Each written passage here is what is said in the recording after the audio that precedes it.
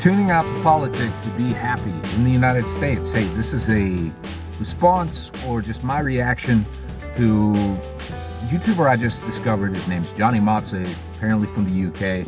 As someone in the United States, I definitely resonated with his topic about just how crummy it feels to be surrounded by and immersed in politics all the time. So this is kind of just my take on it.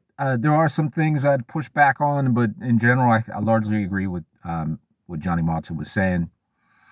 So in the United States, right, I think it's interesting to think about the UK and people there, and just how flooded you're right, like how flooded even UK politics is with issues in the United States. I myself, I pay attention a little bit to what's going on in the UK. I listen to the radio host James O'Brien. I think he's fascinating, incredible. Like the way he can just talk extemporaneously, right? It's just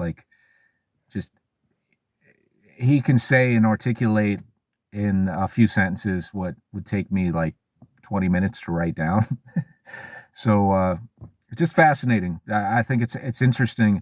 I feel like Western culture, United States culture, political culture, is something that's also in the UK, and there's a lot of reasons for that. One would definitely be that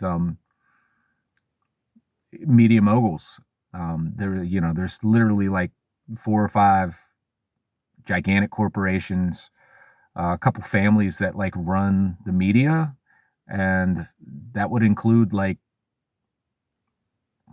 the Murdoch family, right? They own Fox or have huge shares in Fox, and have control over major newspapers in the UK. So I don't think it's a coincidence that the toxicity of politics in America is also happening in places like the UK. So, yeah, to the point at hand about should we, just as a person, not just even as a musician, should you tune out politics to be happy? I think there's something to be said for that.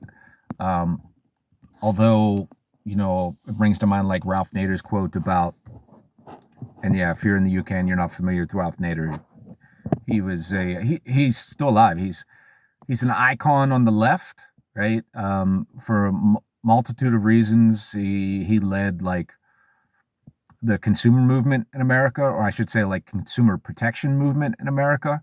And so we have like seatbelts in cars and all these other incredible necessities of life that wouldn't otherwise be something that we'd have access to. It was just pushing back on corporate power. But essentially, his line has always been, if you don't get into politics, politics will get into you.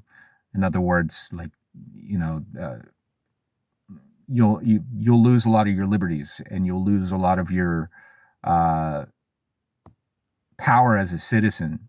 And you can see that now with people's penchant for, I hope I'm using that word right, but penchant for authoritarianism. A lot of people argue that the president coming in, President Trump, is more authoritarian, and there's a lot of examples that would definitely speak to that. So that all to say, I think it's still important, right? It's very important that you be aware.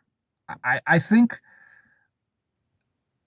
we need to distinguish between being aware of what's going on and paying attention to the news and reading newspaper articles and investigative journalism, paying attention to that, and arguing with complete strangers on the internet. I go on my own tangents on social media, probably more than I should, but I do try to remain civil. But even some of those conversations are probably pointless. We're definitely at a point now in America, at least, where we're just kind of talking past each other, not talking with each other. You can see some of the famous debaters, the YouTubers online now that are just like, their whole career is like having debates with the other side. And you can watch those debates and you might feel good depending on what side you're on.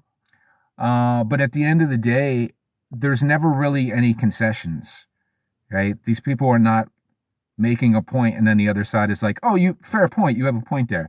It's just, oh, well, I didn't get you on that one, so let me pivot to this other point that I want to make, or pivot to this other data point, right? So those conversations, as entertaining as they may be, are not moving the needle one bit, I don't think. I mean, we're talking past each other, we're not talking with each other and coming to some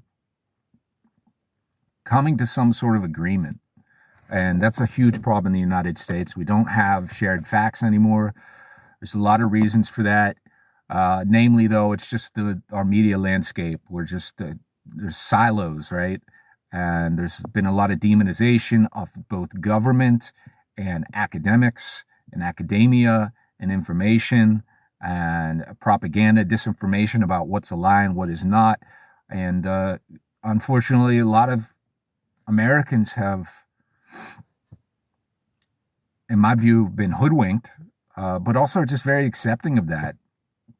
Like, there are people that literally just do not care. It's just long as their grocery bill goes down, they don't care about, if something is considered a documented fact, and they're not willing to hold accountable one side. They're willing to hold accountable even to a ridiculously high standard, one side, but then completely overlook the same flaws, and especially the flaws that are probably even worse, when it's a reflection of their own political team. And so that's a huge problem. And so this idea now that we're going to get together after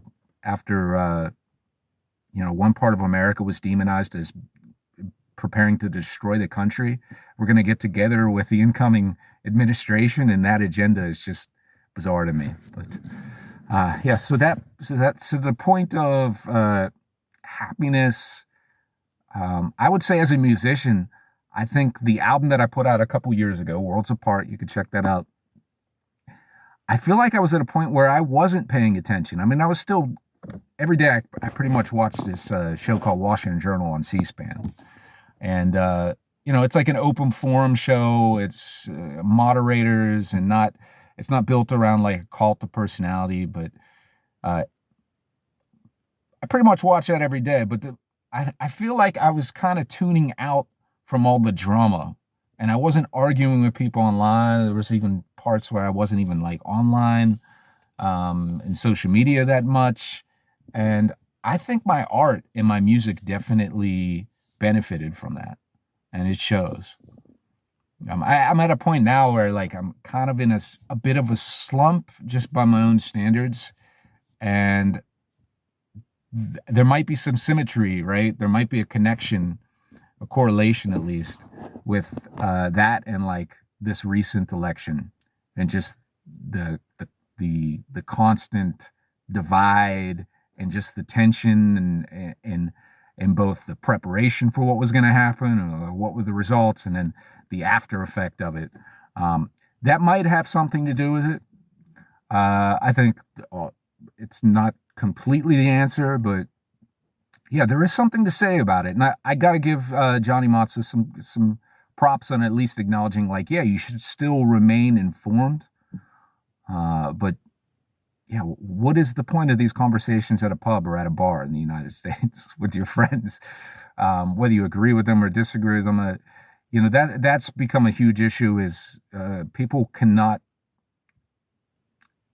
I shouldn't say all people, but some people can't seem to disagree with each other in a civil manner. And there is the argument, like, well, I'm disagreeing with you on something that is about human rights, or like, we're not just talking about like tax policy anymore. It's like, what's going to happen to illegal immigrants, or what's going to happen to transgender people in America, and what's going to happen to classrooms and the separation of church and state. So these conversations are a little more, I think there's more at stake than, say, 25 years ago in the United States. But But I think we do owe it to ourselves, and everybody individually owes it to the country that they live in and the society they live in to do their best to have a civil conversation, and do so in a way that is uh, where you're an honest actor. I think too much everybody's just trying to win one over, and sometimes just unwilling to concede. So concession is really important. Um, but yeah, so this is just how I wanted to respond to Johnny Motz's work. I'm going to link his video so you could see what he was talking about. It's really intelligent, and see you next time.